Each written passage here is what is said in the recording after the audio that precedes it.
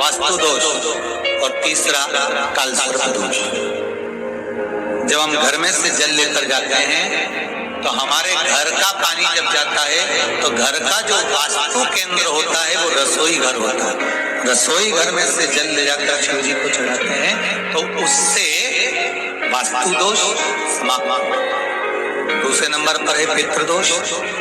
घर का जो मटका होता है, परिंदा होता है, हंडा होता है, वो पितरों का स्थान है। उस पितरों के स्थान पर जो जल भरा होता है उसमें से अगर भाग भगवान शिव को चढ़ाया जाए तो पितरों का देवता आर्यमान भगवान शंकर के कहने पर चलता है। इसलिए वो भाग जब शिव को प्राप्त होता है तो आर्यमा संतुष्ट होकर पितरों को भी फल प्रदान करता है। तीसरे नंबर पर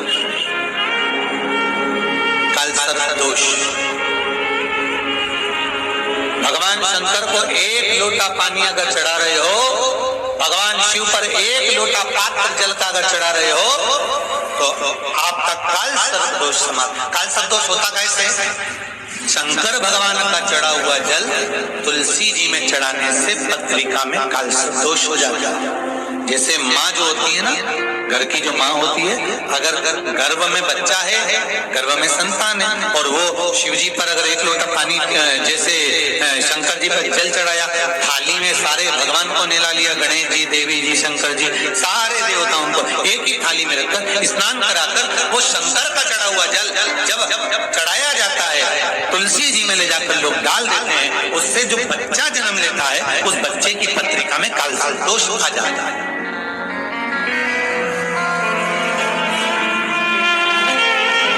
इसलिए शिव महापुराण की कथा कहती है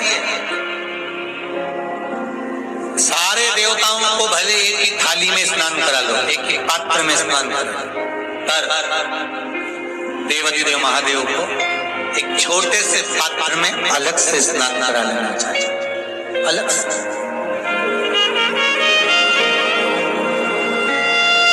और उस पात्र का जल शिव जी को समर्पित करा हुआ जल तुलसी जी में नहीं डालना है। तुम्हारे घर में जो पौधा हुआ आप उसको उसमें समर्पित करो। जैसे बेलपत्री चढ़ाने के बाद जल चढ़ाना या जल चढ़ाकर बेलपत्र चढ़ाना, एक पत्र है बड़ा सुंदर है, छोटा सा भाव, प्रश्न अच्छा है, आप सबके हित का है।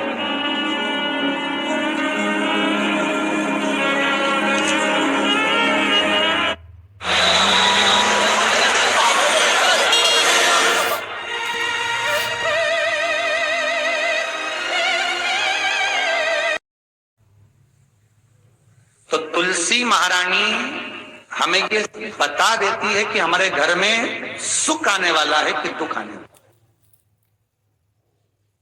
जैसे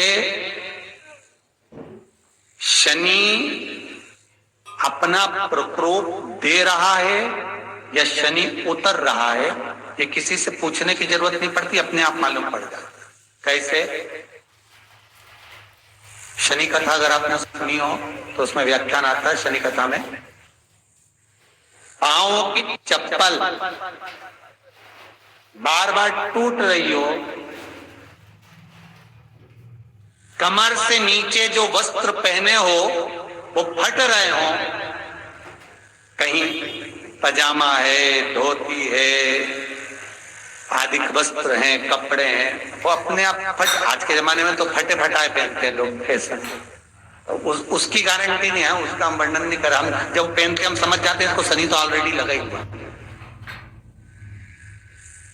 जब उनका घुटना घुटनी सब फटा हुआ दिखता है तो उसमें लग जाता है कि शनि पहले से लग गया बापड़ा, उनके पहने से तो मालूम पड़े। शनि का नियम है, शनि कथा कहती है पांव की चप्पल बार बार टूट रही हो, घिस गई हो, बत्ती टूट रही हो, कुछ कर रही हो, और अगर कमर से नीचे जो वस्त्र पहने हो वो अपने आप फट रहे हो, समझ लेना कि शनि पांव से प्रवेश कर रहा, मतलब अपनी प्रखरता शनि दिखा रहा। किसी मंदिर में गए महाराज और वहां जाने पर चप्पल चली गई तो समझ लेना शनि की कुदृष्टि अब पड़ना बंद होना चालू हो गया। कितना सुंदर कहा है महाराज। जूता चप्पल आज के जमाने में तो फैशन हो गई साहब, घर की चप्पल अलग होती है, बाहर की चप्पल अलग होती है। लोग घर में चप्पल किचन तक में पहन के जाते हैं। अरे पानी ले जाओ सियोर से। रसोई घर में लोग चप्पल पहन कर जाते हैं, जहां भगवान का प्रसाद बन रहा है, जहां अन्नपूर्णा निवास कर रही है। और पूछो तो किचन की चप्पल है तो माथे पे रख लो। तुम अपनी माँ को जरूर देखना है एक बार, वो बूढ़ी माँ कितनी बार किचन में चप्पल पहन कर गई, मुझे जरूर फोन कर कर बताना। बूढ़ी माँ रसोई घर में आज भी बिना चप्पल के जाती है, और बहुओं की कहीं एड़ी नहीं फट जाए, ठंड नहीं बैठ जाए, इसलिए ये रसोई घर तक में चप्पल पहन कर जाती है। सूर्य नारायण की कथा पढ़ना,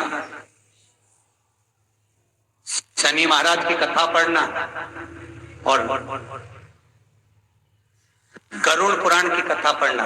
जिन जिन कथाओं का हम व्याख्यान करें उसको पढ़ना जरूर हो। क्या लिखा है? घर के अंदर जब चप्पल जाती है, रोग, बीमारी, कष्ट, तकलीफ चालू हो जाती है।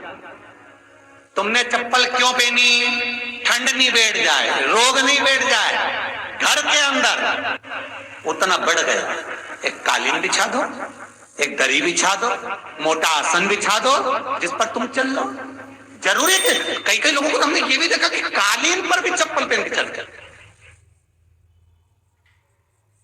और ब्राह्मणों को भोजन परोस रहा है, गुरुजन को भोजन परोस रहा है, ठाकुर जी की थाली बना रहा है, ठाकुर जी का थाल लगा रहा है, तो भी चप्पल है पांव। तेरा क्या होगा रे कालिया, क्या होगा? विचार तो करो। देह पड़ी रह जाए यहीं पर,